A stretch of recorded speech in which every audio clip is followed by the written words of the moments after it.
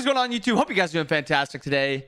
Today, I'm going to take a look and talk about the builds we saw at the group deciding tourney. I always forget the name. I told Mario I was going to forget the name. I forgot the name. But the group deciding tourney, whatever the name of that is, the one that just happened this weekend, we're going to talk about the builds from it. We saw a lot of different builds, so let's just jump right in. Just to touch on recipes quick so we're all on the same page. Really, there's only two that you should be going in support. You should be going Bow, and you should be going Sturdy Stew. In my opinion, I think Bow is better in nearly every game. I think Sturdy Stew is just better on like Yamoja, because you can't use Bow. And then if you want just a tiny bit of extra tankiness over such an OP cooldown item, then you can go Sturdy Stew if you want. But OP cooldown item is always good. You can always go this one, except Yamoja, because you don't have mana. But yeah, I just wanted to talk about that quick, because just in case you didn't know about recipes, or you were maybe just ignorant towards the recipes, Bow like every game, except Yamoja, go Stew. If you want a little bit of extra tankiness, yep, Stew. So looking at the starters, Sentinels, Benevolence, and War Flag. We saw a lot of Benevolence this weekend. And the reason is Benevolence is, by the numbers, just the best support item you can get if you can rely on your team. Looking at Compassion, the 15% mitigation, and then looking at Heroism, the 15% maximum health shield on the allies that get CC'd. Both are insane. Both are very, very good. And then you compare it to Sentinels, which is a heal and extra gold, and then a small aura in an area around you. War Flag, we don't look at Spartan Flag. War Banner is this mischievous 2% movement speed, 4% attack speed, up to 10 stacks, but your allies need to be around you, and then they get health and mana, and you refresh the stacks, and you heal, but you have to hit them. It's good, but it's hard to understand if you don't just understand what War Flag is or War Banner is, but it is very strong. When I talk about Sentinels, a lot of the times I'm going to be talking about Sentinels Embrace, but Sentinels as an item wasn't bought too much this weekend. Even on gods like Ares Ymir, who I think you should be building Sentinels on, it wasn't bought. We saw a lot of Benevolence even on Ares. But in my opinion, in your ranked games, if you're going to be playing gods like Ymir, Ares, Cab, Sentinels should be your go-to support item. Benevolence doesn't give you that proper tankiness early. Sentinels does, and it transitions into that mid-game into a tank item. Benevolence, Compassion is kind of a tank item, but it also makes you take extra damage, so it's a little tough.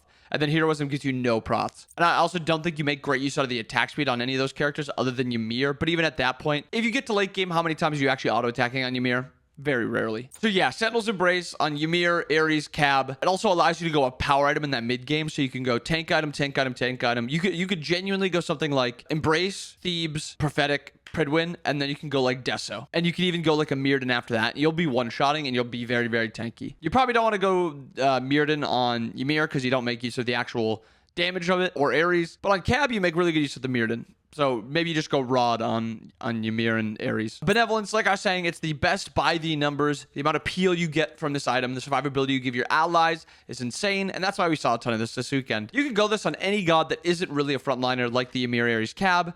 Even gods like Sylvanas, who are frontliners, they have the distance and the range to be able to play far enough back. They don't really care too much about the protections. But Benevolence, really good on backliners like Yamoja, Geb, Ganesh. And if you can rely on your team, I think Benevolence is really good. The problem is, I don't think you want to be relying on your team a lot in ranked, which is why I usually go War Flag, and I tell people to go War Flag, because this is the hard carry item. It gives damage, it gives survivability, it gives a way to win lane a lot easier. And I think that's what makes it so strong. I also think a slight problem with War Flag is the bug. Now, if you've watched Awesome Jake's stream, you watch my stream, Genetics, Mike, at one point we've all built this item and complained about the bug, because it is pretty common. It's just hard to get to because you have to try to exploit the War Banner passive. And I guess it's more of a War Banner bug than War Flag. But the heal that you get and the refresh after hitting abilities and autos eventually just stops working. And you just sit there with then just this useless item that only is the protections, health, and mana. And you don't get the heal and the mana. I guess you still do get the movement speed and the attack speed.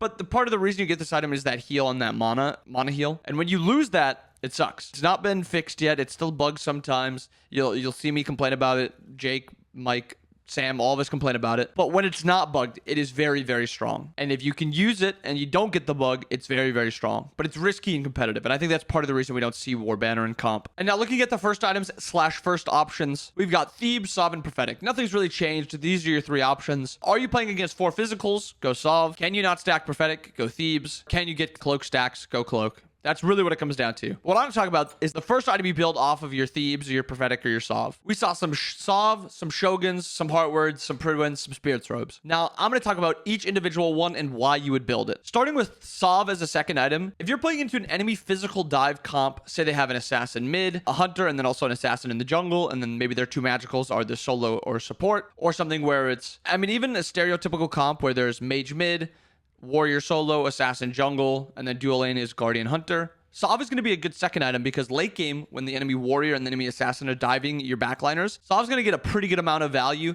And then in the mid game, it's going to get a lot of value. So Sov is very good into those physical dive comps, which is most comps. The problem with Sov and the problem with Thebes Sov is you don't get cooldown. So if you can go something like Prophetic Sov, you're giving yourself that 10% cooldown. Or if you get lucky and get that blue augment and get the 10% extra cooldown, it's always going to feel a lot better. But Sov, it's never really a bad second item option because there's going to be some physical gods in the enemy team that are trying to hit your backliners, and you're also going to be making use of the HP 5. Talking with some of the other supports also, we saw some double stacking actually at this tournament. Now, I was talking about earlier in the season that double stacking is not good.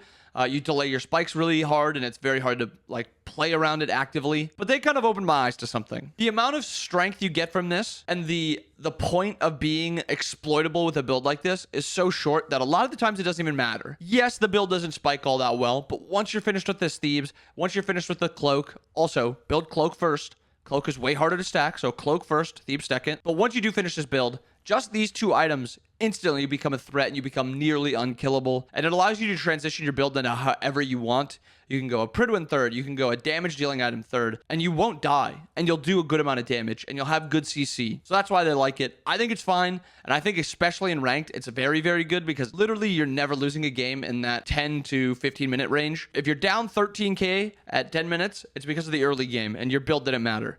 So I think this is almost always going to be a good option also. Remember, just start Cloak, Thebes second. Shoguns is a second option. This one's very easy. 1, are you playing Fafnir or like Alma support? 2, are you going to be sprinting to objectives and just trying to do objectives off cooldown? Those are the only reasons you're building this. If you have a double auto attack backliner or backline comp, say you have like Olarun and On Her, this is probably like a third item, but you still want to get tanky enough at that second option to be able to live in a team fight. So if you have something like that, it'll be like Thebes, Sov, Shoguns, and then that's how your build's going to play out. But just this second option, it's only really good on Fafnir and if you want to sprint to objectives. That's it. And I've got to touch on my boy Heartward, putting in absolute work against magical comps. If they have a magical jungler, a magical mid, and a guardian support, this is an insane buy.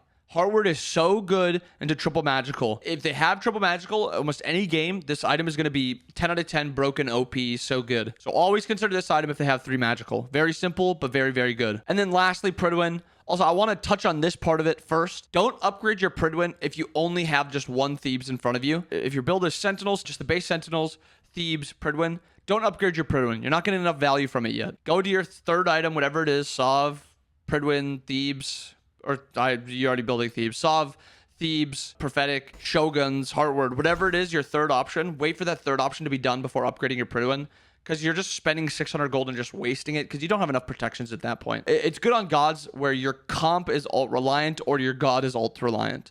So if your comp is relying on Ganesh ult to start the fight into siege or whatever, you're going to need Pridwin because you need that cooldown spam ability. So you might have to go Pridwin. Is Ganesh an alt reliant character? No, not really. But if your comp has no engage outside of your ult, you might have to go the Pridwin to spam it a little bit more. Also, gods like Yemoja, if you're ult reliant with Yemoja, if you're playing around Yemoja ult, you might have to go Pridwin just so you can get fights started. Options like that. I think Pridwin's fine as a second option, but I think there's a lot usually better options. Even something like Spirit's Robe, just to make you uber tanky and still give you part of that cooldown.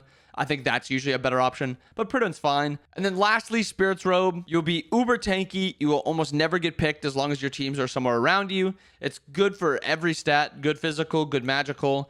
Gives you good cooldown and good survivability. Very rarely is Spirit's Robe ever going to be a bad item. Maybe if the enemies have very low CC and you're not really ever getting hit by that CC, Spirit's Robe won't feel great if they're just like slow reliant comp. But other than that, Spirit's Robe is always going to feel great. But there it is, talking about the support build. I hope you guys enjoyed the video. If you guys have any questions about the support build, drop them down below. Is there any item you think I missed? I'll talk about it. I can respond to your comments too. If there's something that maybe you guys highlight that I maybe missed, I'll maybe pin the comment. But I hope you guys enjoyed the video. I hope you guys have a wonderful rest of your day. I'll see you guys again next time.